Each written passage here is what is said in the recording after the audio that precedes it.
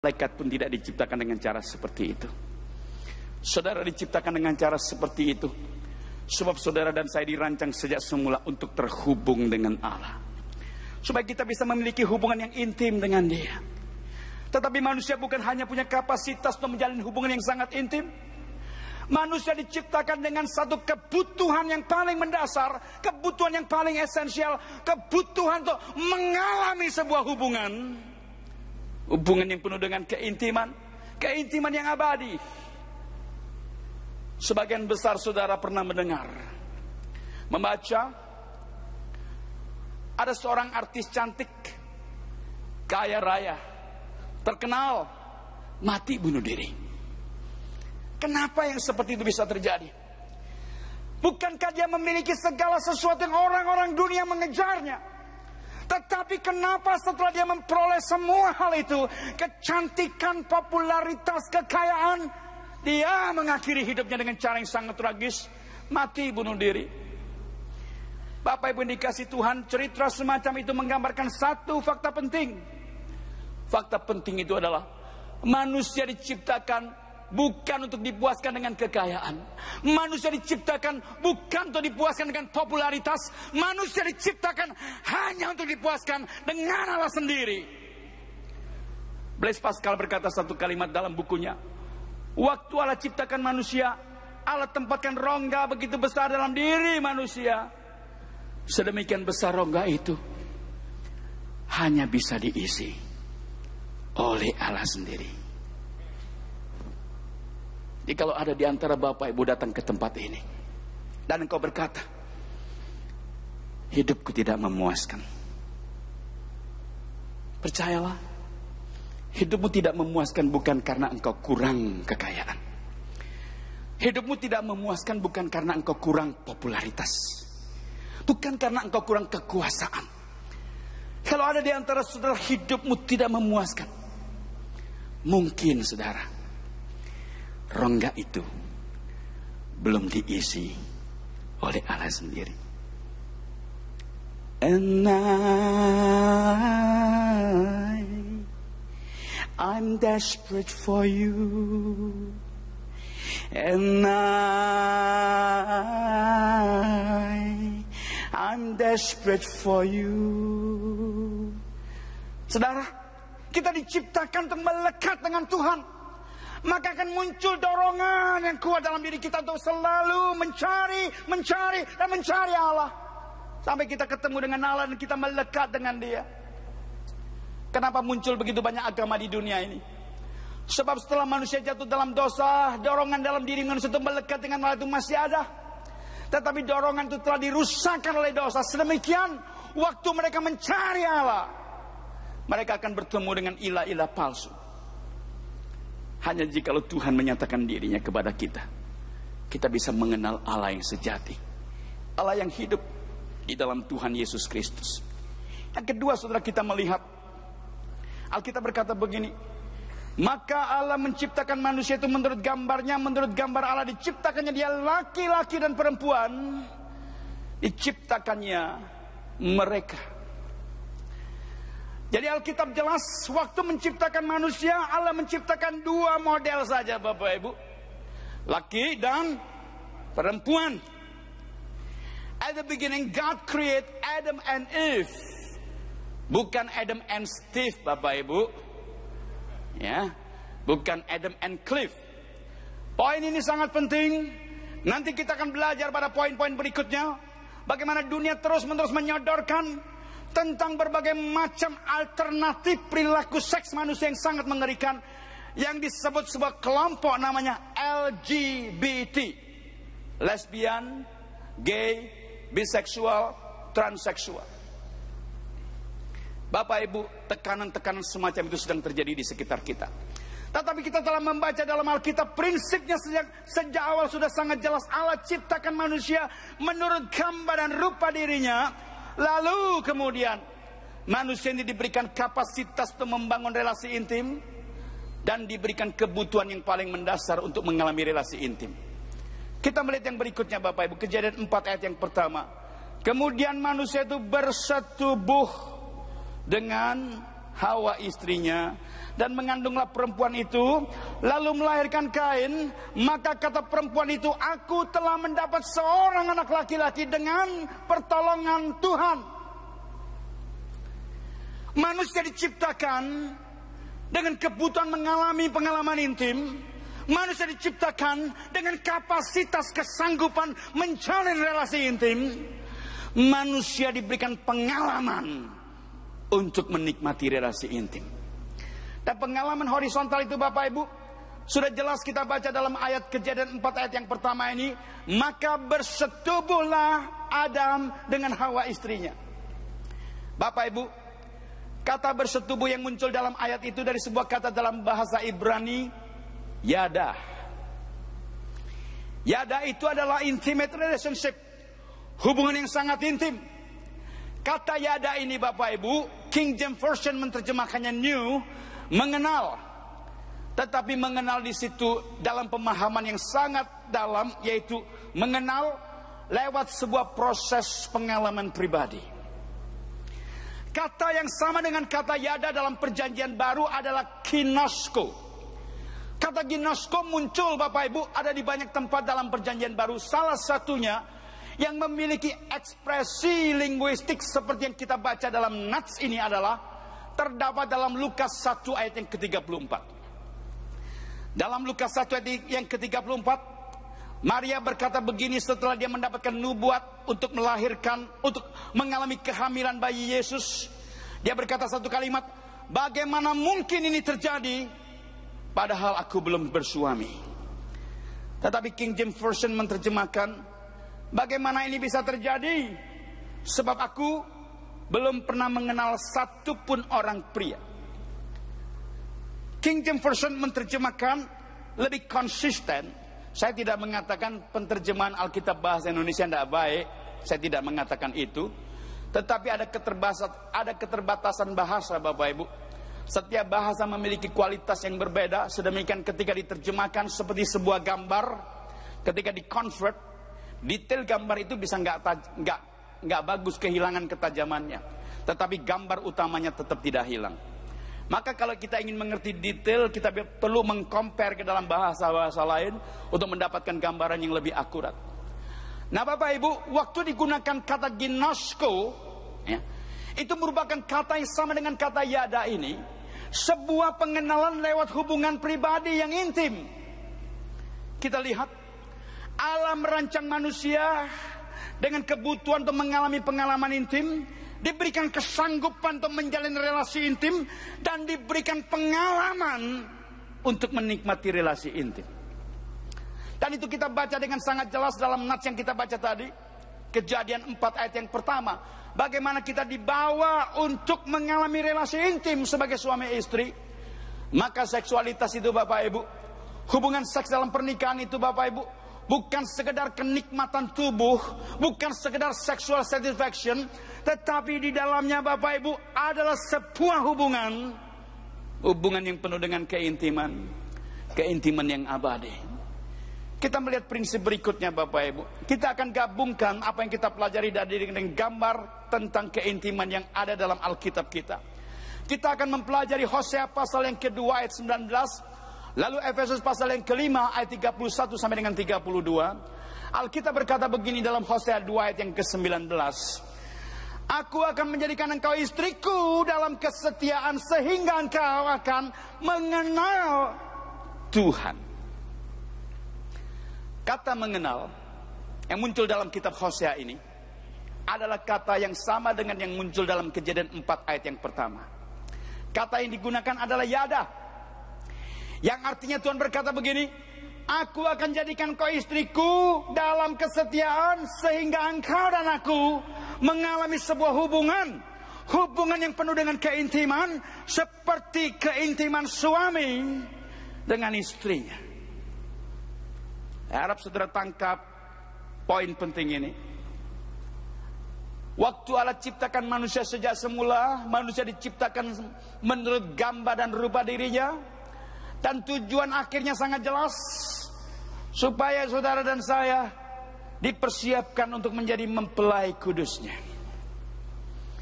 Kalau saudara bertanya tentang apa tujuan akhir semua pelayanan kita, kalau saudara mencari gambaran apakah tujuan akhir dari goal-goal dan program-program gereja, Alkitab sudah mendefinisikannya dengan sangat jelas.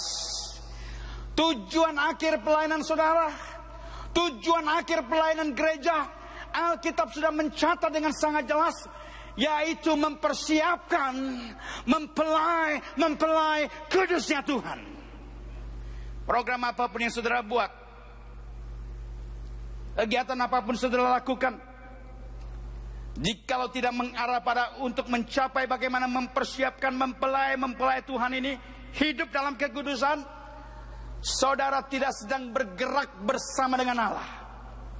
Saudara memang mungkin aktif, saudara mungkin punya begitu banyak program dan event, tetapi saudara tidak sedang bergerak bersama dengan Allah. Sebab Allah merancang sejak semula, aku akan jadikan kau istriku dalam kesetiaan sehingga engkau akan mengenal Tuhan. Tuhan mau gerejanya menjadi mempelai kudusnya. Dan itu kita lihat dengan sangat jelas waktu Paulus memberikan konklusi, memberikan sebuah kesimpulan tentang hubungan intim secara horizontal dan hubungan intim secara vertikal. Kita melihat bersama Bapak Ibu, dalam Efesus pasal yang kelima 31 Alkitab berkata begini, sebab itu laki-laki akan meninggalkan ayahnya dan ibunya dan bersatu dengan istrinya, sehingga keduanya itu menjadi satu daging. Waktu Paulus menceritakan bagian firman Tuhan ini, dia sedang mengajar satu fakta bagaimana suami istri dipanggil dalam sebuah hubungan. Hubungan yang penuh dengan keintiman. Keintiman yang abadi, yang diekspresikan dengan satu hubungan seksualitas yang hanya bisa berakhir saat kematian memisahkan mereka. Tetapi apa yang dibicarakan dalam ayat tersebut, dalam ayat 31, sebenarnya bukanlah satu akhir pembicaraan. Itu merupakan pendahuluan dari tujuan akhir yang Tuhan mau kita dan saudara mengerti. Tujuan akhir tersebut kita baca dalam ayat yang ke-32 berikut ini. Rahasia ini besar, tetapi yang aku maksudkan ialah hubungan Kristus dan jemaat. This is a great mystery that I speak concerning Christ and the church. Ini merupakan sebuah rahasia besar, tetapi yang aku maksudkan adalah hubungan Kristus dengan gerejanya. Saudara lihat, di perjanjian lama kita membaca kata yada dipakai dalam dua pemahaman. Pertama, kata yada adalah menceritakan hubungan yang penuh keintiman antara suami istri. Kejadian 4 ayat yang pertama. Lalu kata yada juga dipakai untuk menceritakan hubungan yang penuh dengan keintiman antara Allah dengan umat pilihannya, antara Kristus dengan gerejanya. Salah satu ayat yang menggunakan kata yada dalam konsep hubungan vertikal yang penuh dengan keintiman, kita sudah membacanya dalam Hosea pasal 2 ayat 19. Konsep yang begitu dalam ini diringkas dalam 2 ayat oleh Paulus. Seorang laki-laki akan meninggalkan ayah dan ibunya, lalu bersatu dengan istrinya, keduanya menjadi satu daging. Tetapi dia nggak berhenti sampai di situ. Kalimat berikutnya berkata, rahasia ini besar, tetapi yang aku maksudkan adalah hubungan Kristus dengan gerejanya. Saudara, dari poin ini kita sekarang mengerti bahwa seksualitas itu merupakan sesuatu yang sangat sentral. Pengajaran tentang seks bukanlah satu pengajaran tambahan. Oh, kalau tidak ada materi-materi lain, ya sudahlah, iseng-iseng asik nih kita bicara seks, bisa ketawa daripada capek-capek, lucu-lucu kita bicara tentang seks. No, Bapak Ibu, pembicaraan tentang seks, pengajaran tentang seks itu bukan pengajaran aksesoris, bukan pengajaran tambahan, tetapi ini adalah sentral dari seluruh rencana Allah untuk saudara dan saya. Tuhan mau kita mengerti, Tuhan menghendaki kita punya sebuah hubungan yang penuh dengan keintiman yang abadi dengan Dia. Ada satu kata yang dekat dengan kata yada, Kata itu adalah kata yadah. Kata yadah adalah kata yang pertama diberikan oleh Yakub untuk anaknya yang bernama Yehuda. Kata Yehuda itu adalah berarti pujian penyembahan kepada Tuhan dengan mengangkat tangan kepada Dia. Raising our hand before God as praise. Mengangkat tangan sebagai pujian di hadapan Tuhan. Jadi ternyata kata yada dengan kata yadah itu dekat sekali. Kalau kata yadah bicara hubungan intim, lalu kata yadah bicara pujian penyembahan kepada Allah. Kesimpulan kita adalah tanpa hubungan intim tidak mungkin ada pujian penyembahan yang benar. Without intimate relationship, there is no true worship before God. Maka saudara, kita lihat Tuhan Yesus berkata pada hari-hari terakhir akan ada penyembah-penyembah yang benar, kata Tuhan. Siapakah mereka?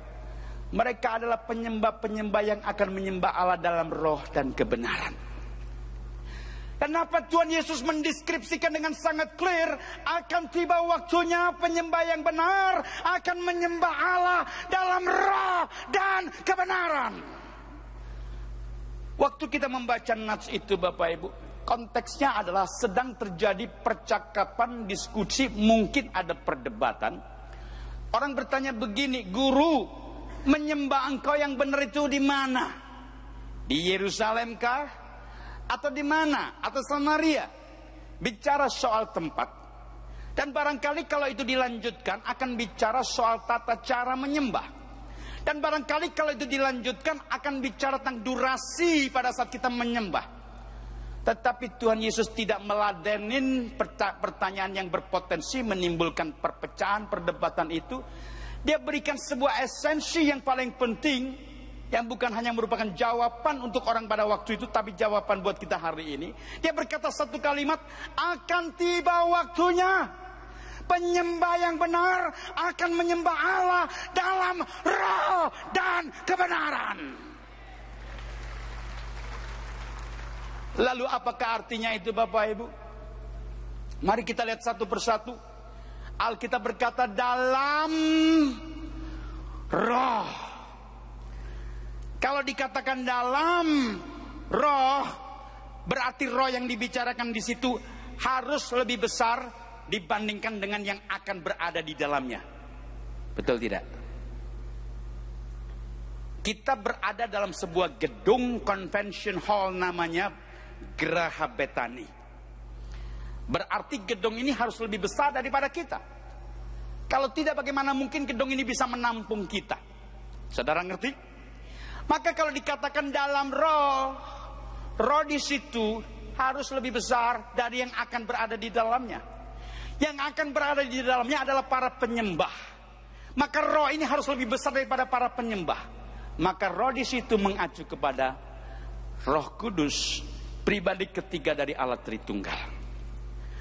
Lalu Alkitab juga berkata bukan cuma dalam roh, tetapi dalam kebenaran. Apakah itu kebenaran? Siapakah itu kebenaran? Alkitab memberikan definisi, deskripsi yang sangat clear. Apa dan siapa itu kebenaran? Ada 3 yang diceritakan, disebutkan secara eksplisit sebagai kebenaran dalam Alkitab. Yang pertama adalah Tuhan Yesus sendiri adalah kebenaran. Dia berkata, akulah jalan dan kebenaran dan hidup. Waktu dia mengatakan akulah kebenaran, digunakan kata aletheia. Bukan hanya Tuhan Yesus disebut kebenaran, ada yang kedua yang disebut dengan kebenaran saudara, yaitu Roh Kudus. Alkitab berkata Roh Kudus adalah roh kebenaran, pneuma aletheia. Jadi kita melihat waktu Alkitab berbicara menyembah dalam roh dan kebenaran, 2 pribadi Allah Tritunggal disebutkan. Tetapi belum berhenti sampai di situ. Ada poin yang ketiga yang penting. Apakah yang disebut dengan kebenaran? Yohanes 17 ayat 17 berkata, kuduskanlah mereka dalam kebenaran, firman-Mu adalah kebenaran. Sanctify them through the truth. Thy word is the truth. Alkitab yang saudara punya, Alkitab yang saya punya adalah kebenaran, adalah logos aletheia. Maka ketika tiga hal ini kita gabungkan jadi satu, siapakah penyembah-penyembah yang benar itu? Penyembah-penyembah yang benar adalah penyembah yang menyembah Tuhan Yesus, yang adalah kebenaran, dipimpin oleh Roh Kudus, yang adalah kebenaran, dan berdasarkan prinsip-prinsip, kaidah, dasar-dasar firman Tuhan yang teguh, yang tidak pernah berubah, yang adalah kebenaran. Maka penyembah yang menyembah Allah dalam roh dan kebenaran.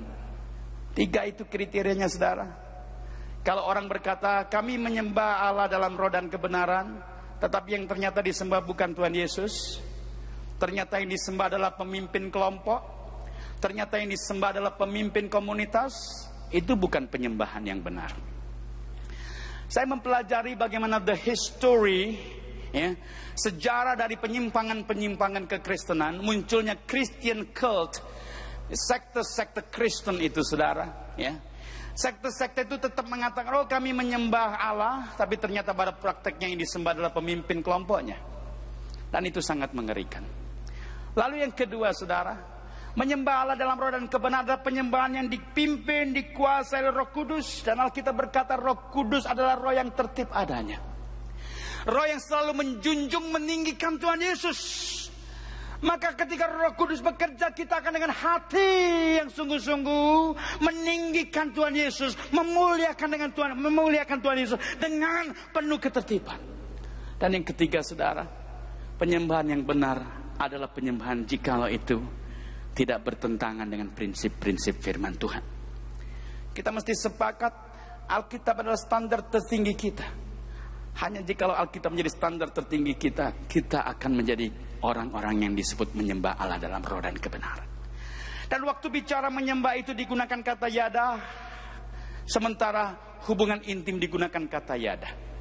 Maka kalau dua hal ini kita gabungkan, saudara, there is no true worship before God if there is no intimate relationship. Itu sebabnya kita mesti membangun hubungan yada. Kita membangun hubungan intim. Dan waktu digunakan kata yada, di situ digunakan kata yang dalam Kejadian 4 ayat yang pertama dalam bahasa Indonesia diterjemahkan dengan kata bersetubuh, hubungan seksual.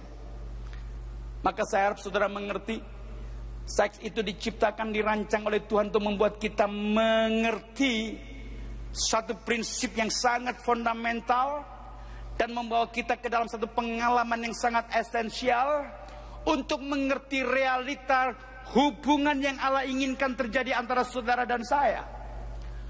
Oleh karena seks itu begitu sentral dalam rencana Allah untuk saudara dan saya, maka kita bisa mengerti hari ini seks itu menjadi tempat yang diserang habis-habisan oleh kuasa kegelapan. Kalau orang gagal mengerti prinsip ini, lalu orang menjalani kehidupan seksualitasnya dengan cara sembarangan tanpa mengerti prinsip-prinsip kebenaran firman Tuhan, mereka akan dibelokkan, disimpangkan dari rencana Allah yang sejati. Maka orang-orang yang seperti itu tidak akan sampai pada apa yang Allah rencanakan, yaitu Allah ingin jadikan mereka mempelai kudusnya. Poin ini saya harap saudara mengerti koneksi antara seksualitas dengan rencana Allah atas hidup kita, di mana Dia merencanakan kita untuk menjadikan mempelai kudusnya. Dan untuk itu kita diberikan satu potensi dan sekaligus satu kebutuhan untuk bisa menikmati relasi intim. Relasi intim itu diekspresikan dalam relasi horizontal dalam hubungan suami istri, yang diekspresikan dalam seksualitas, dan secara vertikal dalam hubungan intim dengan Kristus, sebagaimana diceritakan oleh Efesus pasal yang kelima ayat 31 sampai dengan yang ke-32. Sekarang Bapak Ibu kita lihat dua hal yang saya ceritakan tadi merupakan twin truth, kebenaran kembar. Kebenaran kembar ini menceritakan bagaimana hubungan suami istri, lalu hubungan Kristus dengan gerejanya itu adalah kebenaran kembar yang berjalan seiring. Ada dimensi rekreasi yang di tengah itu, recreation itu, Hubungan seks itu memiliki dimensi rekreasi, artinya ada sesuatu yang bisa dinikmati. Dan ketika suami istri menikmati hubungan seksual, mereka menikmati yang disebut dengan orgasm atau sexual satisfaction. Nah, pada saat kita berhubungan intim dengan Kristus, kita pun menikmati kepuasan yang disebut dengan spiritual satisfaction. Kita menikmati kepuasan intim secara vertikal. Dan kita lihat pada dimensi prokreasi, suami istri yang menikmati hubungan intim mayoritas akan memiliki anak-anak dalam keluarga mereka. Mereka akan mengalami kehamilan dan memiliki anak-anak. Nah, waktu kita intim dengan Kristus, kita pun akan memiliki spiritual offspring, anak-anak rohani, Bapak Ibu. Paulus berkata, aku sekarang sakit bersalin. Ya. Dia mengatakan, memposisikan diri sebagai seorang ibu rohani. Bagaimana Kristus itu bersama dengan dia menjalin relasi intim, melahirkan anak-anak rohani dalam pelayanan dia. Dimensi relasinya membuat kita punya keintiman secara horizontal sebagai suami istri, dan keintiman secara vertikal sebagai umat Kristus, sebagai mempelai perempuan Tuhan dengan Kristus yang adalah mempelai prianya. Institusinya secara horizontal disebut pernikahan, secara vertikal disebut dengan gereja. Dan bila terjadi pelanggaran, secara horizontal itu disebut dengan adultery, percabulan, perzinahan. Secara vertikal disebut dengan idolatry, penyembahan berhala. Waktu Alkitab menceritakan penyembahan berhala, Alkitab selalu mendeskripsikan dengan jelas bahwa orang yang menyembah berhala disebut sebagai orang yang berzina secara rohani. Lihat saudara, idolatry dan adultery ini berjalan seiring.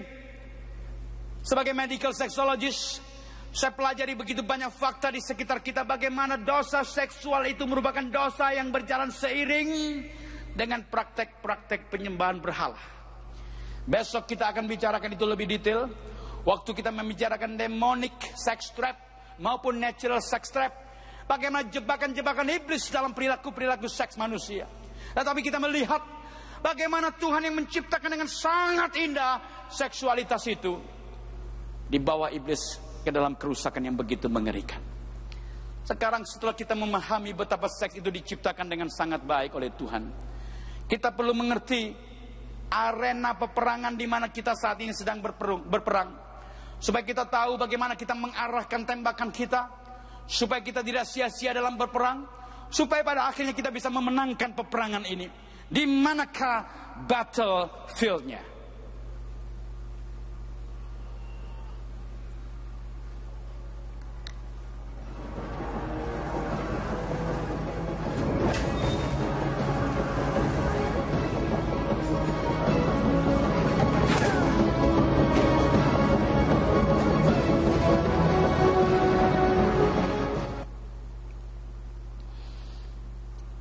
Orang yang mau berperang seperti itu, Bapak Ibu, melewati masa-masa pelatihan yang serius. Tidak asal dikirim ke dalam medan peperangan. Pertanyaan saya adalah, waktu saudara sedang menghadapi satu tantangan yang sangat serius di area pertempuran dalam dosa seksual ini, apakah saudara pernah dipersiapkan untuk memenangkannya? Tengok masa lalumu ketika engkau berada di seminari dalam persiapan menjadi hamba Tuhan. Tengok tahun-tahun pelayanan yang engkau sudah lewati selama ini. Pernahkah engkau dipersiapkan secara khusus untuk bisa mengenali strategi musuh yang bisa menghancurkan engkau setiap waktu dalam dosa seksual? Pernahkah engkau diajarkan? Pernahkah engkau dilatih? Pernahkah engkau dipersiapkan memenangkan peperangan ini? Bagi saya adalah satu kekonyolan besar ketika kita kirim laskarnya Tuhan ke medan peperangan, tetapi kita tidak pernah memperlengkapi mereka. Bahkan kita tidak pernah mengajari mereka untuk mengenali strategi musuh. Kalau mereka tidak mengenali strategi musuh, bagaimana mungkin mereka bisa menangkal serangan-serangan musuh, apalagi kemudian memenangkannya. Maka Bapak Ibu tidak mengherankan kalau hari ini berjatuhan, bergelimpangan korban-korban dalam ladang, dalam medan peperangan rohani ini, berjatuhan begitu banyak korban. Bukan hanya orang muda, Bapak Ibu. Oh, saya pernah tangani orang-orang muda yang jatuh dalam dosa seks. Kasus termuda yang pernah saya tangani umur 12 tahun. Tetapi saya juga pernah menangani kasus seorang ketua sinode yang terjebak dalam bestialisme. Sangat mengerikan. Bestialisme itu Bapak Ibu bisa melakukan hubungan seks dengan binatang. Sampai level yang sangat tinggi. Bukan cuma pemimpin gereja lokal, tapi pemimpin sinode. Dosa ini telah menghancurkan begitu banyak kehidupan. Pertanyaannya adalah, apakah kita biarkan strategi iblis ini menggempur kita, menaklukkan kita dalam berbagai medan peperangan di area ini? Apakah kita akan tetap berpangku tangan lalu menghibur diri seolah-olah peperangan itu tidak pernah terjadi? Saudara yang dikasihi Tuhan, sejak awal saya katakan kepada saudara, kita dikirim ke dunia ini bukan untuk jalan-jalan. Saudara dan saya di sini bukan untuk bertamasya, bukan berdharma wisata, bukan hanya sekedar menikmati hiburan. Kita dikirim ke sini saudara, di dunia ini untuk sebuah peperangan. Nah sekarang kita akan lihat di manakah battlefield-nya, supaya saudara mengerti area peperangan rohani dalam dosa seks itu tempatnya di mana. Mari kita kembali pada prinsip firman Tuhan Bapak Ibu. Efesus pasal yang kelima sampai dengan yang keenam. Kita tidak membaca bagian ini karena keterbatasan waktu, tetapi saya deskripsikan secara singkat buat Bapak Ibu. Efesus pasal yang ke-6 itu banyak bicara soal peperangan rohani. Bagaimana di situ dikatakan musuh kita bukan darah dan daging. Jadi musuhmu bukan darah dan daging. Musuhmu bukan hamba Tuhan lain. Musuhmu bukan gereja lain. Musuhmu adalah, Alkitab katakan, roh-roh jahat di udara. Itu musuh kita. Efesus pasal yang ke-6 bicara tentang fakta peperangan rohani yang sangat serius. Tetapi sebelum membicarakan peperangan rohani itu, Paulus menuliskan pasal yang kelima. Dan saudara akan baca dengan teliti, pasal yang kelima Efesus ini bicara soal hubungan. Dan secara spesifik, dia banyak bicara hubungan dalam keluarga, dalam pernikahan. Saya percaya bagian ini ditulis bukan secara kebetulan, atau ditulis oleh orang yang pikirannya loncat-loncat. Oh, habis nulis tentang keluarga bingung. Nulis apa lagi ya nih? Kertasnya masih banyak. Nulis perang gitu. No. Alkitab tidak ditulis oleh orang seperti itu. Sebab saya percaya Alkitab diinspirasi oleh Roh Kudus. Roh Kudus yang menjadikan ayat-ayat ini menjadi bagian milik saudara, milik saya. Waktu Alkitab mengatakan pasal yang kelima bicara tentang relasi pernikahan, relasi keluarga. Lalu pasal yang keenam bicara soal peperangan rohani. Alkitab sedang mengingatkan, peperangan rohani ini sangat dekat dengan saudara. Akan terjadi dalam keluargamu, dalam pernikahanmu.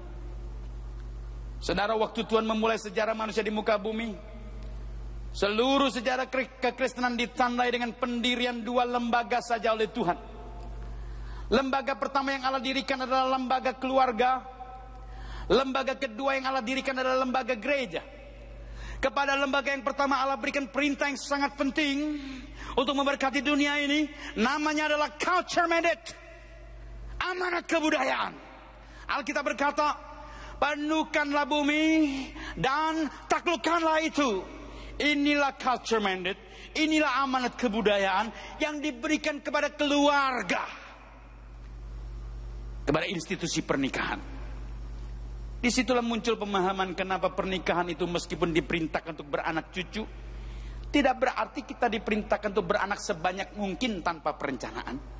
Tetapi Alkitab sudah mengatakan, memilikilah anak-anak sedemikian engkau bisa mempersiapkan mereka untuk mereka bisa mentaklukkan bumi, menjadi orang-orang yang bisa punya dominion di muka bumi ini. Lalu lembaga yang kedua Bapak Ibu, lembaga kedua diberikan perintah yang kedua yang sangat penting, namanya amanat agung. Lembaga pertama bicara relasi intim antara pria dan wanita dalam pernikahan. Lembaga kedua, lembaga gereja, bicara relasi intim antara Kristus dengan gerejanya. Saudara lihat, itulah desain Allah yang mula-mula. Dua lembaga ini didirikan supaya rencana-rencana Tuhan di muka bumi bisa tercapai, bisa digenapi oleh Tuhan. Itu sebabnya saudara, dalam fakta peperangan rohani ini, keluarga dan gereja berada pada tempat yang paling berbahaya. Karena keluarga dan gereja adalah pusat strategi rencana Allah, bagaimana Allah ingin memberkati dunia ini, menyatakan kemuliaannya di dunia ini lewat keluarga dan gereja. Maka dari waktu-waktu keluarga dan gereja itu diserang oleh kuasa gelap. Saya harap saudara mengerti ini. Itu sebabnya waktu Paulus menuliskan Efesus pasal yang kelima dan keenam, bagian yang ditulis berdekatan. Sekarang saudara, mari kita tanya lebih jauh. Alkitab berkata iblis itu tempatnya, teritorinya adalah di udara. Roh-roh jahat itu ada di udara. Lalu bagaimana caranya supaya kita bisa memenangkan peperangan ini ketika roh-roh jahat itu ada di udara? Saudara pasti semuanya sudah mengerti, doa itu tidak tergantikan. Saudara harus jadi orang yang bertekun dalam doa. Saudara harus bertekun dalam mengharapkan campur Tuhan, tangan Tuhan dalam peperangan rohani ini. Tetapi pertanyaan berikutnya adalah, apa bagian saudara dan saya? Waktu kita berdoa, kita melaporkan kepada Tuhan dan Tuhan akan bertindak. Pertanyaannya, apa bagian saudara dan saya dalam peperangan rohani ini? Apa yang saudara harus lakukan bersama dengan saya dalam peperangan rohani ini? Saya percaya saudara, ada sesuatu yang menjadi bagiannya Allah, tetapi ada sesuatu yang Allah mau saudara dan saya lakukan. Itu sebabnya kita akan belajar bagaimana strategi iblis dalam peperangan rohani ini. Kita melihat prinsip yang berikutnya saudara. Kejadian 3 ayat 4 sampai dengan yang kelima. Ini adalah ketika pertama kali manusia dijatuhkan oleh iblis dalam dosa. Kita akan lihat, kita akan pelajari di manakah serangan iblis itu ditujukan kepada kita.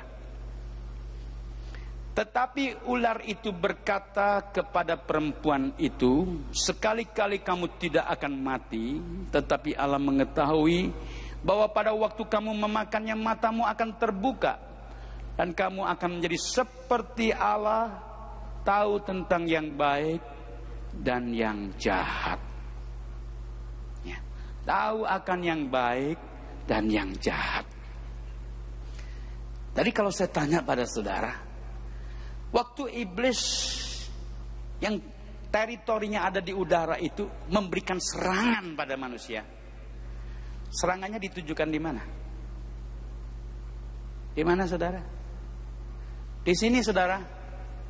Ayo angkat tanganmu, pegang supaya jangan lupa, ini namanya kinesthetic memory. Di sini. Ya. Inside your mind. Ya. Jadi rupanya serangan iblis yang paling brutal, serangannya itu ditujukan kepada pikiran. Itu sebabnya waktu Alkitab bicara konsep pertobatan, digunakan kata metanoia. Kata metanoia itu Bapak Ibu adalah radical change in your mind, inside your mind.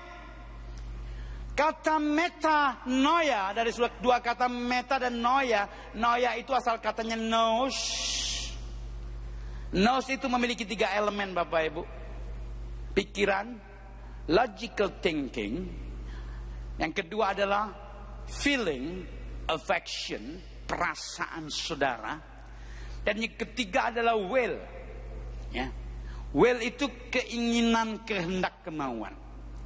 Itu sebabnya pertobatan sejati itu bukan sekedar nangis-nangis. Ya. Nangis itu bisa menjadi bagian dari sebuah pertobatan, sebuah ekspresi penyesalan. Tetapi ternyata pertobatan sejati tidak cukup dengan nangis-nangis, karena itu cuma satu aspek, namanya feeling affection. Aduh nyesel karena dosaku ya, nyesel menyakiti Tuhan yang disalibkan, lalu nangis-nangis. Tidak cukup sampai di situ. Orang yang bertobat harus mengerti kenapa dia bertobat. Lalu setelah dia mengerti dan punya perasaan yang benar, dia mengambil decision, mengambil keputusan untuk berpaling dari dosa, meninggalkan dosanya. Kalau pertobatan melibatkan bukan hanya perasaan, tetapi pikiran yang adalah logical thinking dan kemudian kemauan, maka pertobatan sejati selalu didasarkan pada pengajaran firman Tuhan yang bertanggung jawab. Pertobatan sejati selalu didasarkan pada pemberitaan firman Tuhan yang diberitakan secara bertanggung jawab, tanpa dipelintir, tanpa dimanipulasi, tanpa dibuat-buat. Maka kebutuhan gereja hari ini, jikalau gereja ingin bertumbuh seperti yang Tuhan mau, mempersiapkan jemaat Tuhan sebagai mempelai kudusnya Kristus, yang gereja Tuhan hari ini perlukan adalah pengajaran-pengajaran yang sehat. Pengajaran yang didasarkan pada prinsip-prinsip firman Tuhan, yang sejati, yang akurat, yang tidak dipelintir, yang tidak dimanipulasi. Lalu bagaimana mungkin pengajaran itu bisa keluar, bisa muncul, jikalau para pengajar tidak diajar sebelumnya? Saudara, saya percaya, dan saya yakin saudara juga sepakat, saudara dan saya ini punya sebutan yang sama. Sebutan untuk saudara dan saya adalah kita ini murid. Jadi kalau saya sekarang ini sedang berdiri di depan saudara, jangan pernah berpikir saya adalah guru, lalu saudara murid. Kalau saudara berpikir seperti itu pikiran yang perlu dikoreksi, itu pikiran yang salah. Saudara dan saya adalah sama-sama murid. Kalau saya sekarang ini berdiri di depan saudara dan mendeskripsikan poin-poin ini, saya menyebut diri saya sebagai learning facilitator. Saya cuma memfasilitasi proses belajar. Tapi guru kita sama, Bapak Ibu.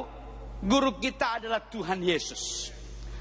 Waktu Tuhan Yesus ngajar kepada kita, Dia akan empower kita oleh kuasa Roh Kudus-Nya. Sebab Kristus adalah kebenaran, Roh Kudus adalah kebenaran. Maka dua kebenaran ini akan membawa kita mengerti seluruh kebenaran yang itu adalah Alkitab. Maka Bapak Ibu, kita mesti memiliki sikap hati yang teachable, hati yang mau diajar, hati yang mau gampang belajar.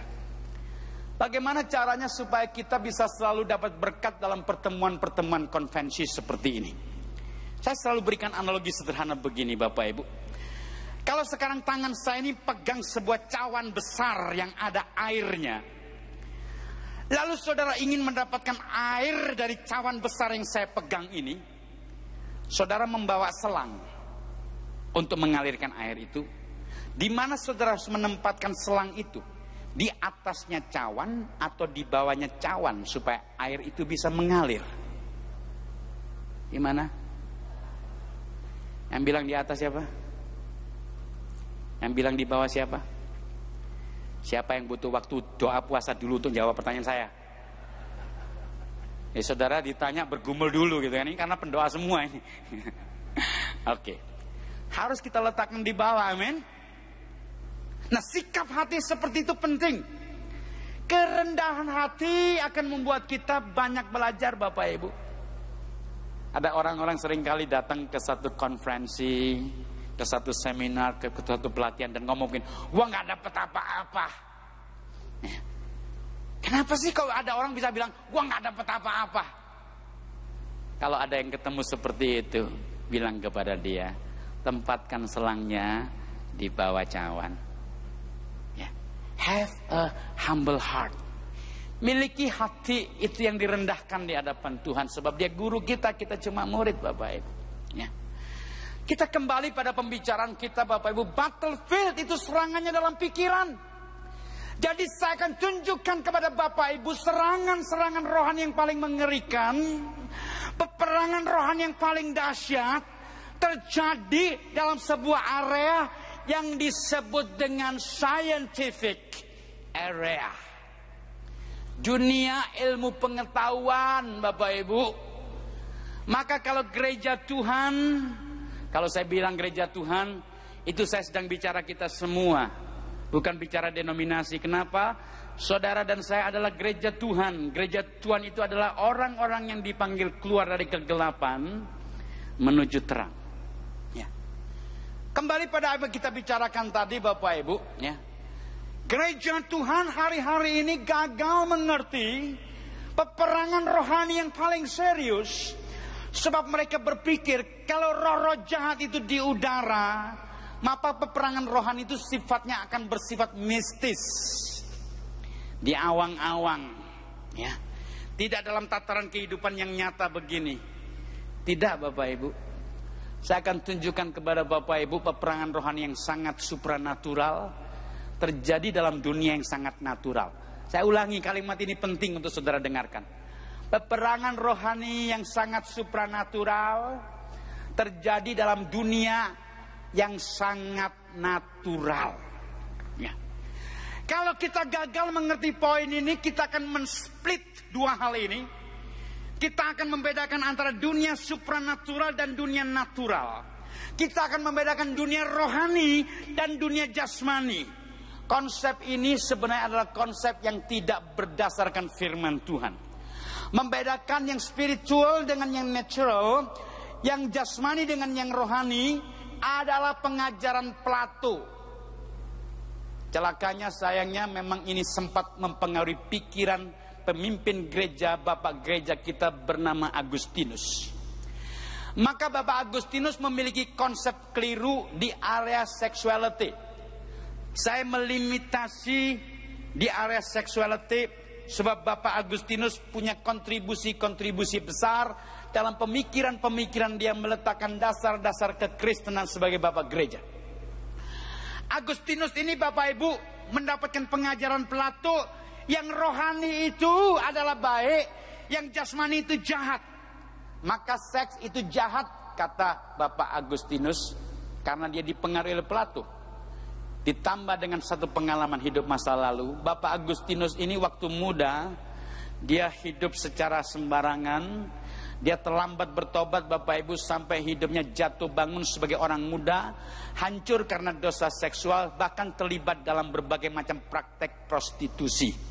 Ya, melakukan kontak seksual dengan banyak pelacur. Tetapi dia beruntung punya mama yang sangat mencintai dia dan menangisi hidupnya sampai akhirnya dia bertobat. Nah, waktu dia bertobat dia dipengaruhi ajaran Plato dan kemudian melihat masa lalunya seperti itu. Akhirnya dia betul mengaminkan perkataan Plato, benar ya, yang jasmani itu jahat. Buktinya apa? Ya hidupku kacau balau karena dorongan jasmani. Tapi Bapak Ibu, konsep itu adalah konsep yang tidak sesuai dengan Alkitab. Alkitab mengajarkan kepada kita kehidupan kita cuma satu Bapak Ibu. Paulus berkata begini, bahkan ketika kamu makan dan minum, lakukan untuk apa? Kemuliaan Tuhan. Artinya apa? Yang rohani dan jasmani berjalan seiring. Waktu saya menyampaikan prinsip-prinsip pengajaran ini, saya melakukan perkara-perkara rohani. Setuju? Tapi saya menggunakan mulut jasmani saya. Betul tidak? Waktu saudara berlutut berdoa, saudara melakukan aktivitas rohani. Tetapi waktu saudara berlutut berdoa tanpa suara atau dengan suara, saudara butuh tubuh jasmani saudara. Yang jasmani dan rohani jangan dipisahkan. Nah Bapak Ibu, ketika kita men-split itu, ya, kita akhirnya apa? Kita cuma perhatikan yang rohani, yang jasmani bukan area kita. Lalu kita hidupnya di awang-awang, ya, terbang tinggi terus saudara di awang-awang. Gitu. Akhirnya apa? Oh, karena roh jahat di udara, kita perangi terus yang di udara. Akhirnya apa? Kita nggak mendarat. Padahal musuh kita gempur habis-habisan kita di darat. Saya akan tunjukkan kepada saudara bagaimana gempuran itu yang sangat supranatural terjadi dalam alam yang sangat natural. Sesuatu yang sangat rohani menghantam kita dalam pikiran-pikiran yang sangat logik. Logical thinking kita, rasio kita, akal budi kita diserang habis-habisan. Kita lengah. Kenapa?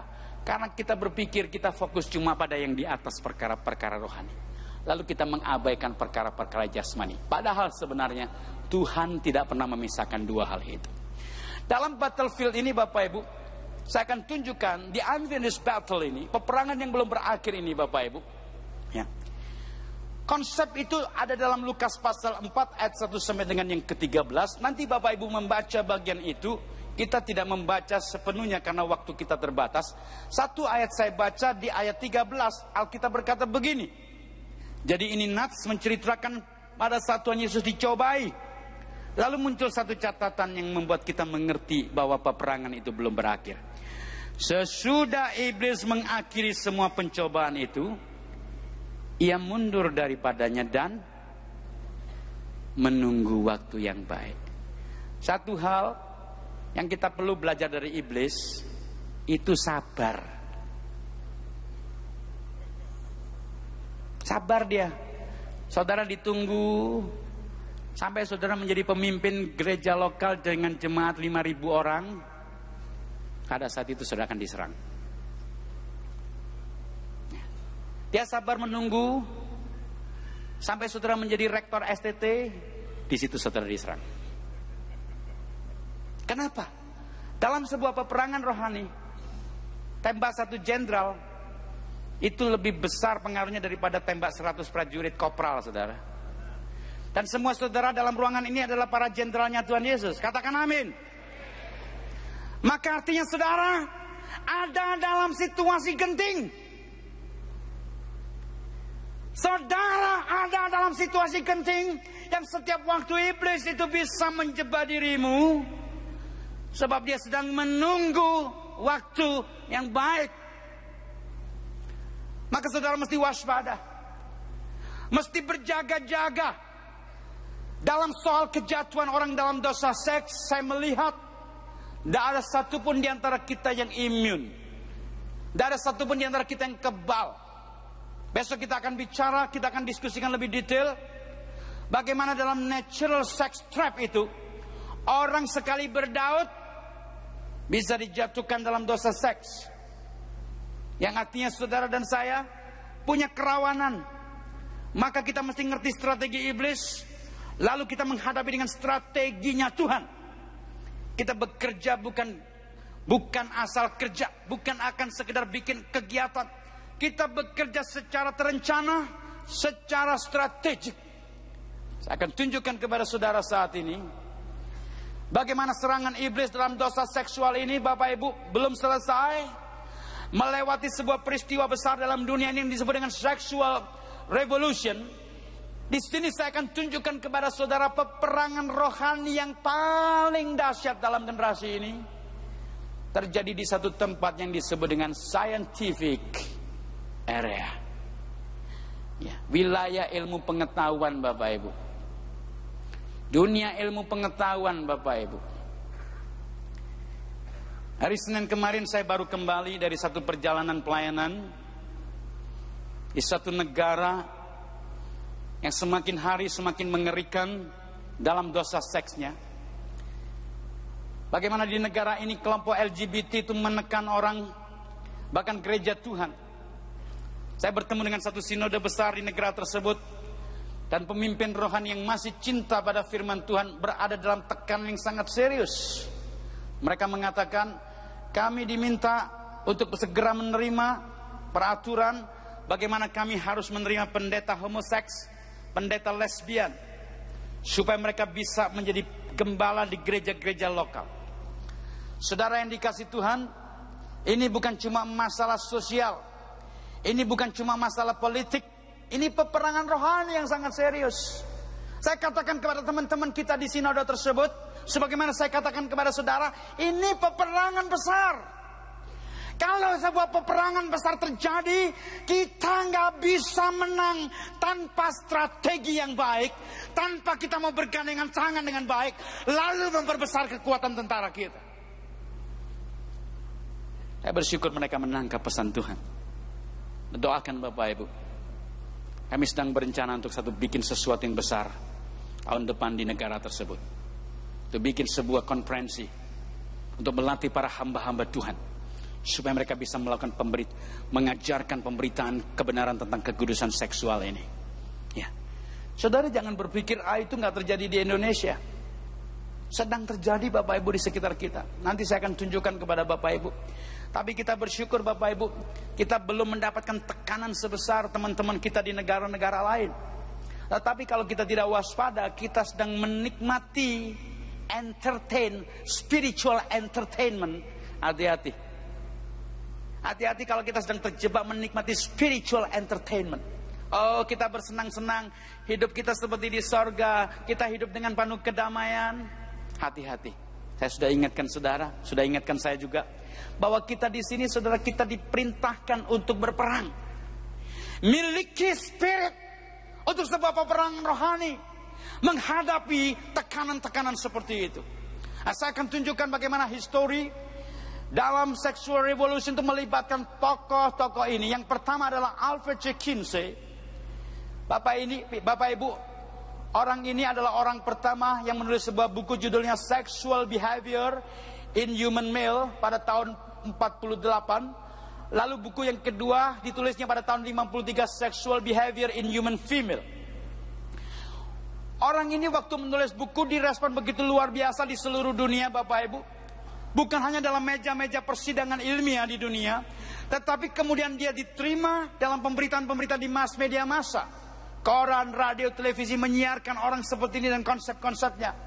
Sampai kemudian diketahui orang ini waktu melakukan penelitian melakukan kejahatan dalam proses penelitian. Contohnya, dia dibongkar oleh satu peneliti yang lain namanya Judith Reisman, PhD.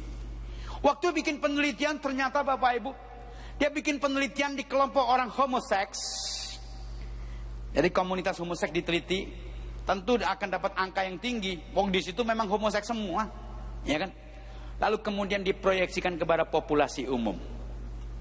Contoh lagi yang lain, dia bilang begini dalam buku yang sebenarnya merupakan hal yang tidak ilmiah tetapi diaku-aku sebagai ilmiah. Dia bilang begini, pria di Amerika, pria beristri di Amerika, pria berkeluarga di Amerika, 98% itu berselingkuh.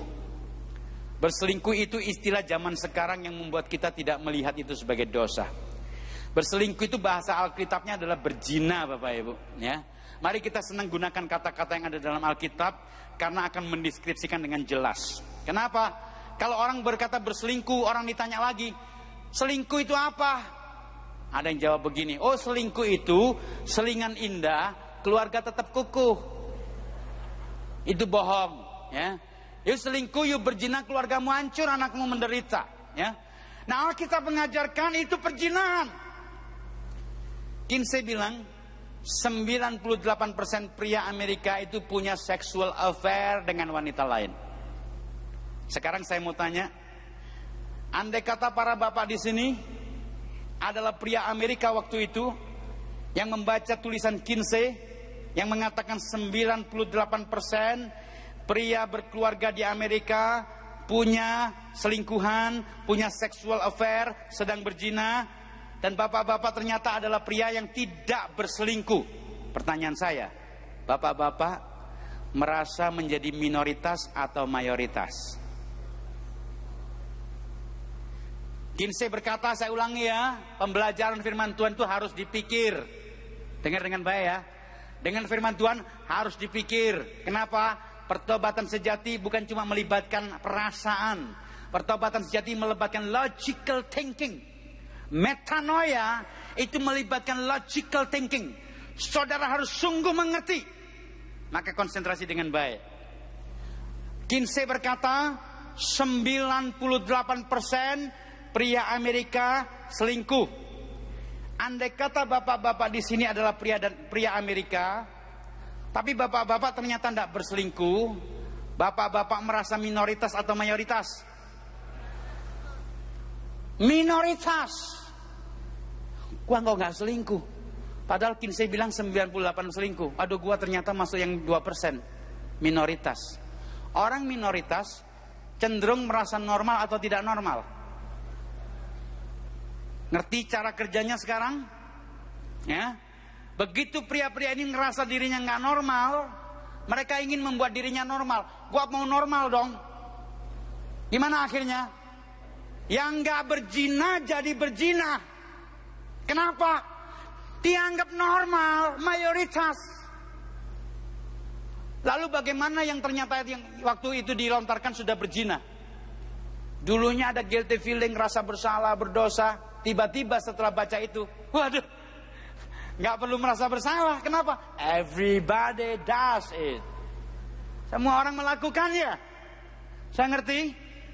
Bagaimana tipu muslihat iblis? Di mana bekerjanya? Pegang lagi kepalanya biar ingat. Di sini. Jadi iblis berstrategi dengan cara seperti itu. Kinsey ini Bapak Ibu punya guru.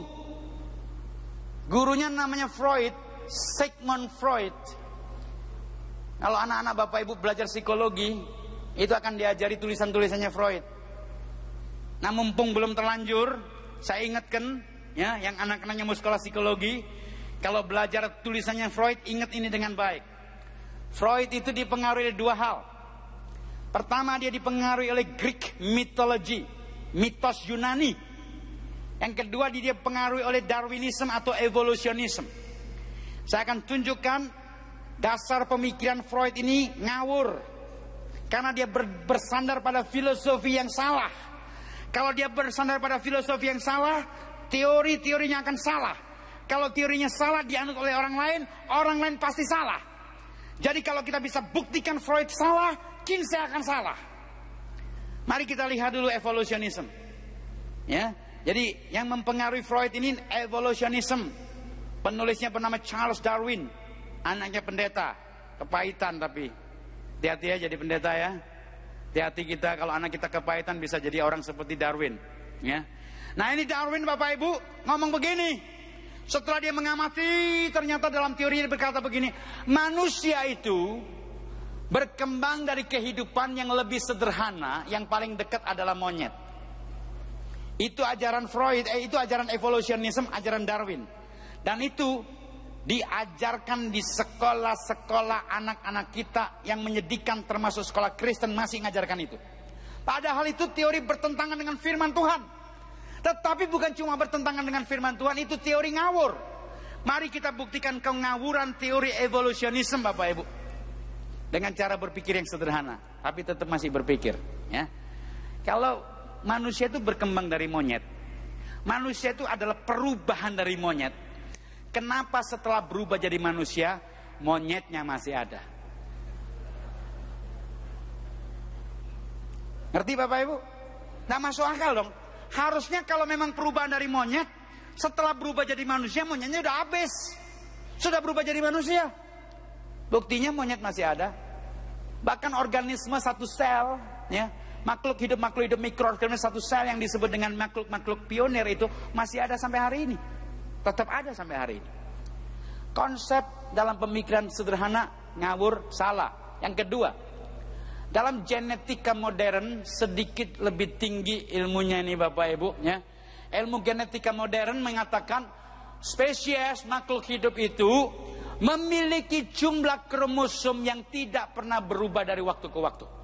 Saudara dan saya ini spesies manusia, kita punya kromosom jumlahnya 23 pasang.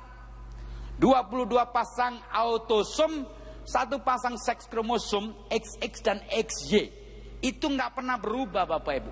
Jadi kalau ada bom meledak, ada gedung meledak, bom meledak, ada daging berceceran, kita bisa melakukan investigasi, ya.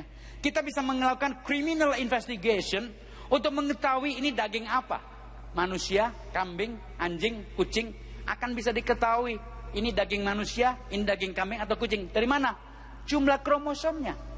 Kromosom tidak pernah berubah. Dan kalau kromosom tidak pernah berubah, bagaimana mungkin bisa berubah menjadi kehidupan lain? Ada satu penelitian perlakuan yang menggunakan satu binatang kecil namanya Drosophila melanogaster. Mau ikut? Mau ulangi dengan saya? Drosophila melanogaster. Oke, anggap aja sudah itu sekedar tahu ya. Nah ini binatang lalat bermata merah. Dilakukan intervensi untuk mencoba melakukan induksi mutasi genetik, terjadi mutasi. Tapi kemudian binatang ini steril. Steril itu artinya nggak punya anak, nggak bisa bertelur. Jadi artinya apa? Mutasi genetik yang ekstrim akan ditandai spesies tersebut tidak akan punya keturunan. Kalau dia nggak punya keturunan, perubahan genetik tidak bisa diteruskan pada generasi berikutnya. Kalau perubahan genetik tidak bisa diteruskan pada generasi berikutnya, mustahil evolusi itu terjadi. Ya. Jadi sebenarnya evolutionism itu teori yang tidak punya dasar. Lalu itu dijadikan dasar oleh Freud. Karena itu teori Freud ngaco. Kenapa? Dasarnya itu keliru. Termasuk dia menggunakan berbagai macam Greek mythology. Elektra kompleks, Oedipus kompleks. Ya. Itu sebabnya Bapak Ibu kalau kita baca bukunya Freud, waktu lagi baca gitu, saudara akan bingung. Buku itu complicated, sulit dimengerti. Tapi anehnya, Orang yang baca buku yang membingungkan dan sulit dimengerti itu bisa ngambil kesimpulan begini. Aduh, Freud ini jenius ya. Aku baca bukunya nggak ngerti-ngerti. Saudara, bukan karena dia jenius, dia terlalu geblek gitu. Bikin teori saya ngaco, orang nggak bisa ngerti. Oke. Nah jadi ya, Kinsey itu Bapak Ibu teorinya salah, tapi dia telah mempengaruhi, meletakkan dasar pemikiran tentang kebebasan seksual. Tokoh kedua, Hugh Hefner, founder dan owner Playboy Magazine. Setelah dia melihat Kinsey ini meletakkan dasar kebebasan seksual dalam teorinya, maka orang ini menangkap satu opportunity bisnis, peluang bisnis. Maka dia menerbitkan sebuah majalah pada tahun 53. Karena dia nggak punya duit banyak, modalnya cuma $600, akhirnya dia bikin majalah. Dan dia hanya bisa mengajak satu artis yang sangat miskin. Saking miskinnya si artis, sampai nggak punya baju. Jadi dia difoto tanpa baju. Artis miskin itu namanya Marilyn Monroe. Kalau pengen lihat gambar dia, foto dia, pergi ke istana kepresidenan di Tampak Siring. Dia rupanya punya hubungan yang cukup dekat dengan presiden kita yang pertama, Marilyn Monroe. Ya. Dialah bintang pertama kali dalam Playboy Magazine, industri seks pertama kali. Dan setelah itu Bapak Ibu, industri seks telah menjadi satu industri besar sampai hari ini. Dengan keuntungan 1 tahun mencapai angka sekitar 97 miliar US dollar. Jadi angkanya adalah sekitar 1.000 triliun lebih. Dengan keuntungan industri seks mencapai angka 1.000 triliun lebih rupiah setiap tahun, industri ini bisa menghancurkan begitu banyak keluarga, begitu banyak orang muda pada zaman ini. Bapak Ibu, sekarang ini hampir semua Bapak Ibu kemana-mana bawa gadget. Ya, hampir semua Bapak Ibu kemana-mana bawa smartphone, telepon pinter yang bisa internet. Saya juga bawa handphone, tapi kalau punya saya bukan smartphone, punya saya namanya stupid phone. Nggak terlalu pinter ini, cuma bisa SMS sama nelpon ya. Tapi bagi saya ini adalah pilihan yang pinter, karena saya mau membeli benda yang hanya bermanfaat buat saya. Nah saudara, ketika saudara membawa gadget ya, saudara saat ini tidak lagi perlu mengakses industri pornografi, tapi saudara diakses, saudara dikejar-kejar. Waktu marak video mirip-mirip artis, itu video satu hari di-download, diunduh orang sebanyak 100.000 orang setiap hari mengunduh video itu. Satu hari 100.000 orang ya, mengunduh itu. Ya 100.000 ya, 100.000 orang ya. Kalau dari 100.000 orang itu ya, masing-masing punya 10 orang teman, menyebar ke teman yang lain.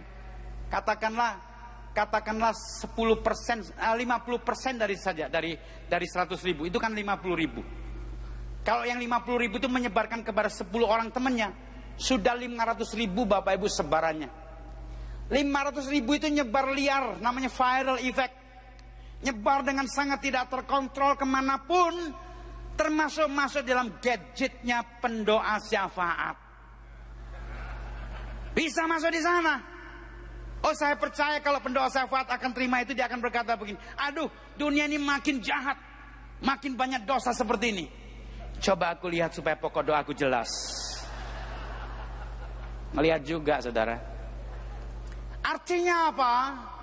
Sekarang ini serangan iblis itu setiap waktu datang. Panah api setan datang. Kenapa? Karena kita memiliki teknologi yang membuat kita vulnerable. Kita menjadi orang yang sangat gampang dijatuhkan dalam area dosa semacam itu. Tokoh yang ketiga.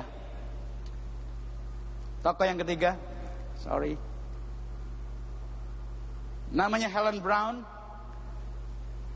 Helen Brown ini menulis buku judulnya Single Girl and Sexuality. Dia bilang, para perempuan, ya, bukan cuma laki-laki yang boleh menikmati seks bebas, perempuan juga boleh. Dia tulis buku Single Girl and Sexuality, merusakkan pikiran begitu banyak wanita di seluruh dunia waktu itu sampai hari ini. Helen Brown kemudian menjadi chief in editor sebuah majalah wanita besar yang mungkin sebagian ibu-ibu masih mengkoleksi majalah tersebut, Cosmopolitan Magazine, dengan satu semboyan Fun Fearless Female, wanita yang suka seneng-seneng, gak punya rasa takut. Fun Fearless Female. Buku itu memberikan dorongan kepada wanita untuk melakukan kebebasan seksual yang dipengaruhi oleh Women Liberation Movement, gerakan kebebasan wanita yang melahirkan kehancuran begitu banyak wanita, begitu banyak keluarga sampai hari ini. Tetapi waktu dia tulis, wanita masih takut. Takut apa? Takut hamil. Sampai kemudian muncul namanya kontrasepsi. Ya. Waktu kontrasepsi ini dihasilkan, wanita-wanita yang mau seks bebas menjadi nggak takut lagi. Mereka berpikir asalkan dah hamil selesai. Padahal Bapak Ibu, meskipun orang tidak mengalami kehamilan, dampaknya sangat besar. Merusakkan kehidupan dia. Resiko penyakit menular seksual itu masih ada. Termasuk kemudian Bapak Ibu, dasar-dasar pernikahan yang hancur ketika orang tidak hidup dalam kekudusan seksual. Yang kita para orang tua, kita gereja Tuhan harus mempersiapkan generasi berikutnya hidup dalam kekudusan. Kita lihat berikutnya Bapak Ibu. Apa dampak dari revolusi seksual itu? Dampaknya dalam seluruh dimensi kehidupan, dimensi seni, bisnis, gereja, delivery media, education, family, government, and health. Semua dimensi kehidupan hari ini telah dicemari oleh dosa seks. Jadi kalau saudara punya sebuah pertanyaan, saya ingin melihat dunia ini mengalami transformasi. Saya ingin melihat kota saya mengalami transformasi. Saudara sekarang tahu jawabannya. Saudara harus melakukan satu hal yang disebut dengan berperang melawan dosa seks. Kalau saudara berperang melawan dosa seks, dunia seni bisa dibawa pada kemuliaan Tuhan. Kalau saudara berperang melawan dosa seks, dunia bisnis bisa dibawa pada kemuliaan Tuhan. Media, keluarga, pemerintahan, pendidikan, semuanya bisa dibawa menuju kemuliaan nama Tuhan. Dan hari ini Bapak Ibu kita lihat, pengaruh itu sangat mengerikan seperti saya tunjukkan berikut ini. Dok, AIDS itu apa sih? AIDS adalah penyakit maut yang disebabkan oleh virus HIV. Maksudnya dok? Orang yang tertular virus HIV, otomatis sel darah putih dalam tubuhnya akan terus dirusak oleh virus HIV. Akibatnya 2-10 tahun, kondisi tubuh dari pengidap HIV ini akan semakin melemah dan mudah terserang berbagai penyakit. Oh, siapa aja yang bisa tertular HIV? Kita semua dapat tertular virus HIV. Nularnya? Bisa lewat jarum suntik yang tercemar virus HIV atau hubungan seks dengan banyak pasangan tanpa kondom. Oh, jadi pakai kondom itu penting? Bahkan sangat penting untuk mencegah AIDS. Nah, pakai kondom dong.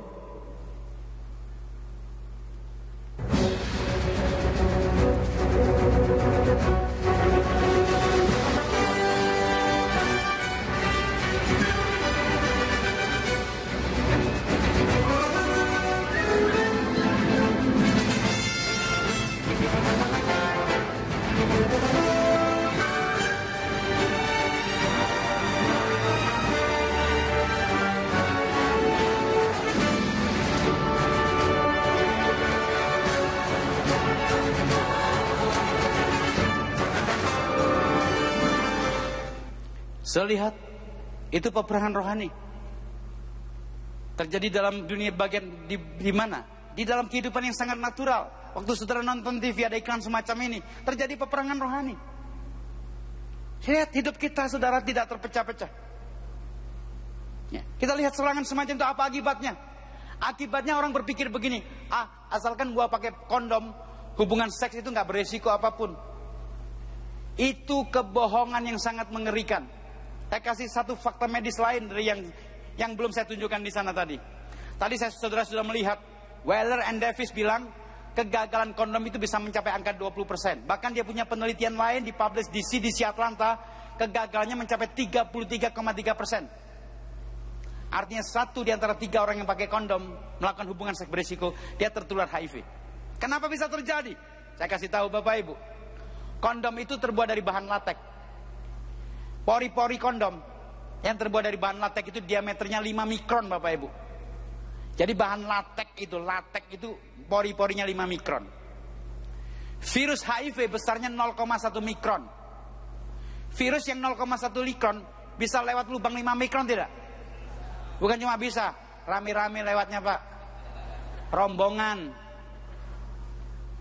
Lihat, Tuhan ciptakan seks untuk kehidupan, tetapi iblis menggunakan seks untuk mencuri, membunuh, membinasakan kehidupan. Maka kita mesti waspada akan peperangan rohani ini, memperlengkapi diri supaya kita dipersiapkan menjadi tentaranya Tuhan, memenangkan peperangan ini. Bapak Ibu, waktu kita sangat terbatas. Sebenarnya punya kerinduan untuk kita bisa berdiskusi, berdialog, membicarakan ini. Besok kita masih punya waktu 1 sesi. Tetapi jikalau Bapak Ibu ingin diperlengkapi dengan lebih baik, saya sharingkan di sini ada pelatihan-pelatihan yang Bapak Ibu bisa ikuti. Tanggal 9 sampai 11 kita ada pelatihan. Kita ada pelatihan di Jakarta, Biblical-Medic Sexology. Dalam pelatihan tersebut Bapak Ibu, kita akan belajar 12 materi selama 3 hari. Mulai jam 8 pagi sampai jam 4 sore. Ya. Lalu saudara belajar, saudara akan mendapatkan 2 buku untuk bisa dibaca kembali, direnungkan, dimengerti. Lalu saudara ajarkan kembali, saudara gunakan untuk memberikan counseling, saudara gunakan untuk memimpin seminar saudara. Saudara bisa semakin diberdayakan untuk itu. Tanggal 9 sampai 11 Juni di Jakarta, tepat minggu depan. Ya. Kita punya modul yang kedua, Biblical-Medic Sexology modul 2. Diadakan di banyak kota, yang paling dekat yang sudah lewat tanggal 14-16 Mei kemarin di Bandung. Tapi masih ada jadwal di berbagai kota lagi sepanjang semester depan ini. Ada sekitar 6 atau 8 kota yang akan mengadakan materi-materi seperti ini. Lalu yang ketiga adalah Biblical-Medic Sexology modul yang ketiga, tanggal 6 sampai 9 Oktober 2015 di Jakarta. Ya. Dengan orang diperlengkapi secara serius, itu seperti tentara yang sedang dipersiapkan untuk perang dengan baik. Ya.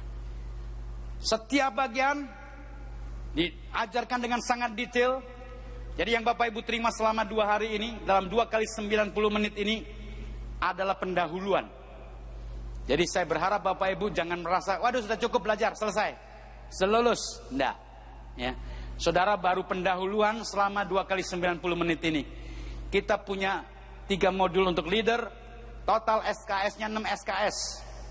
Ya, untuk mereka yang masih di STT, beberapa STT mengadopsi itu menjadi mata kuliah, mendapatkan 6 SKS, mengikuti ketiga modul. Tapi bagi mereka yang sudah ada di lapangan, sudah terlibat dalam pelayanan, tidak harus kembali di STT. Karena kita punya program-program intensif. Bahkan saudara bisa menjadi bagian untuk melakukan ini di kota saudara. Kumpulkan hamba-hamba Tuhan diperlengkapi, supaya saudara bisa memenangkan kota saudara, komunitas saudara. Karena waktu kita saudara sudah sangat sempit, sudah sangat dekat. Doa saya dalam sesi yang kita telah lewati dan 1 sesi besok, saudara mendapatkan insight, sudah mendapatkan pemahaman dasar untuk kita siap berperang melawan dosa seksual, berperang dalam kekudusan hidup. Dan saya akan tunjukkan di sini, kita telah mengakhiri sesi ini. Maafkan panitia, saya telah mengambil 1 menit waktu dari yang ditentukan. Tuhan memberkati saudara.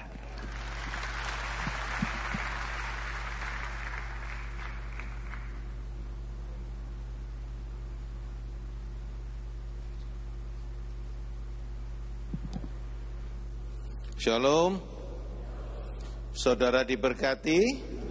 Amin. Berikan kemuliaan untuk Tuhan. Saudaraku, ada beberapa pengumuman yang saya harus sampaikan. Apakah Bethany Conference semacam ini memberkati setiap daripada saudara? Amin. Saudaraku, tahun depan kita akan lakukan lagi. Panitia mohon maaf yang seharusnya Bethany Conference ini kami lakukan pada bulan Februari yang lalu, karena ada banyak macam hal sehingga kami sampai terlambat, kami baru bisa mengadakan sekarang bulan Juni.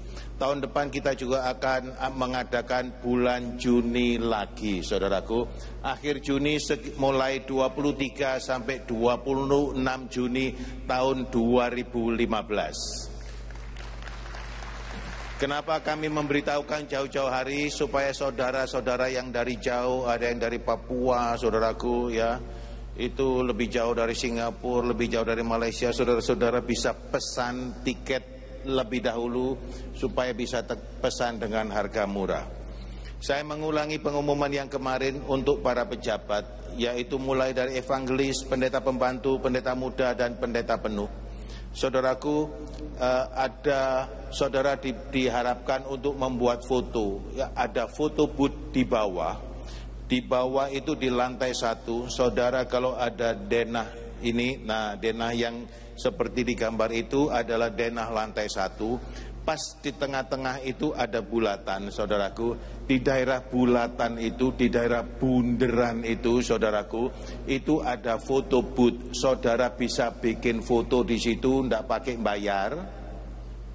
Kemudian saudara juga bisa menandatangani surat pernyataan. Agar juga ini diperlukan agar supaya saudara nanti mendapatkan buku anggaran dasar dan anggaran rumah tangga. Saudara diberikan tanda terima untuk saudara bisa mengambil buku anggaran dasar dan anggaran rumah tangga yang akan dibagikan pada hari Jumat pada waktu sidang tahunan kita. Pada waktu sidang tahunan, tanda terima itu saudara bisa tukarkan, ya.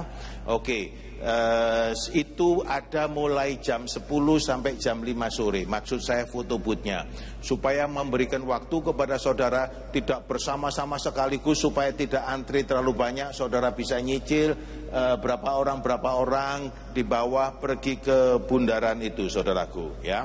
Itu yang pertama. Yang kedua, kita berbicara tentang workshop, saudaraku. Setelah ini saudara akan beristirahat 1 jam. Saudara beristirahat 1 jam sampai jam 12. Saudara bisa makan siang di pasar di bawah di lantai 1. Itu di sana ada bermacam-macam makanan seperti kemarin saya sudah beritakan, ya. Di situ ada beberapa workshop yang saudara bisa ikuti. Antara lain workshop tentang wanita. Pembicaranya pendeta Dr. Lenny Matoke, spesialis syaraf, saudaraku, ya. SPS itu spesialis syaraf, saudara, bukan spesialis syahwat, ya. Jangan keliru, ya. Ya, karena kita tadi kan baru berbicara tentang holiness, saudaraku, ya. Nanti saudara mau konsultasi tentang itu lain, saudaraku, ya. Itu beliau itu bagian syarafnya, ya. Itu. Saudara tolong memilih workshop ini sesuai dengan bidang pelayanan saudara, ya.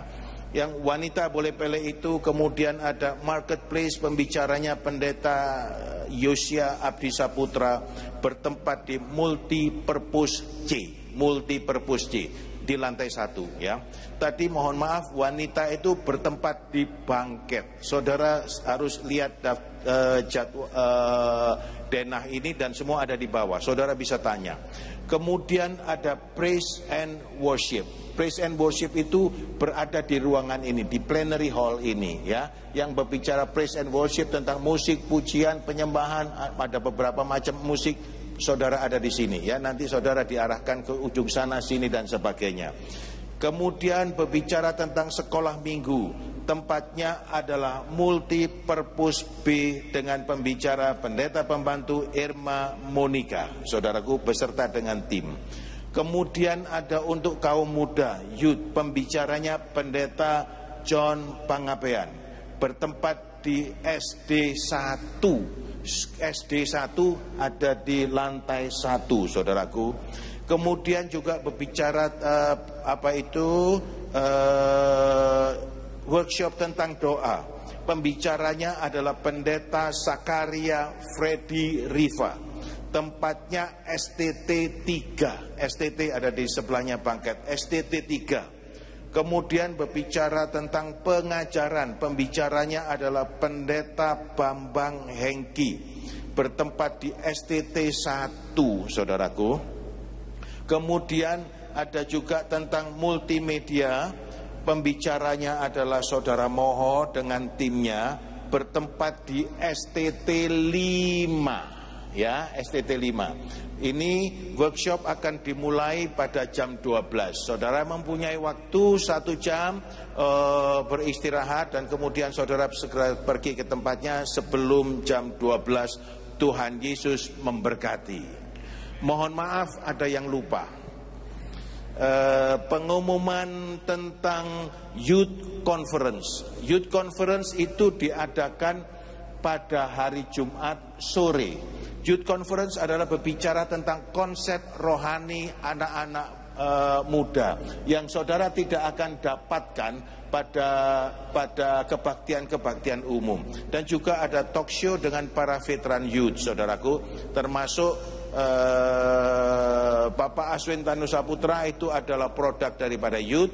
Kemudian Ibu Monika, kemudian Bapak Iskandar, itu semua adalah produk dari youth. Saudara bisa talk show.